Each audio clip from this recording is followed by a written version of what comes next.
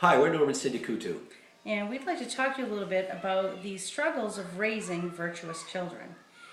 Our children are bombarded daily with so many unvirtuous things, whether that be through public school, private school, homeschooling, being on a team, their friends, music. Daily, everything that they do, they are bombarded with many unvirtuous things. So the question is, how can we be a good parent and teach our kids about virtue to counteract the vices that they face daily? Well, I guess the answer is the church and the catechism.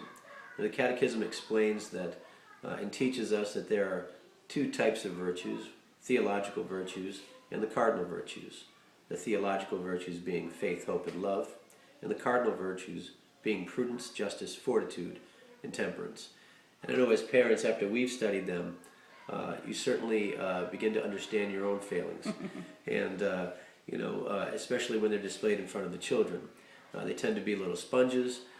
They will reenact every little thing that you do. If you display the virtues, they'll display the virtues. When you display the vices, they certainly will display the vices. Unfortunately, that's true. That is true. So what tools do we have that will help us to raise virtuous children? One of the tools being the catechism. There are many articles in the catechism that relate to virtues and how we can understand them better. Certainly the Bible has many instances of being virtuous. We could read the Bible more. And attending Mass. Attending Mass, I think, I always said, we have to look to the church for everything. For every way that we want to act or be and to be God-like. And certainly, by attending Mass weekly, how do we attend Mass? Do we attend Mass? Are we attentive at Mass? Do we truly try to understand what the gospel is telling us? And when we receive the Eucharist, are we receiving the Eucharist, with a humble heart and a clean soul? And I think that's where the sacrament of reconciliation comes in. Reconciliation should not be something. The church says that we should, receive reconciliation twice a year. It certainly needed a lot more than that. It should be received regularly so that when you receive the Eucharist, your heart is in the right place and you're ready to receive those sacramental graces. Yes. And I think they'll produce some fruit. Yes. Yes, and certainly praying for an outpouring of the Holy Spirit upon ourselves as parents.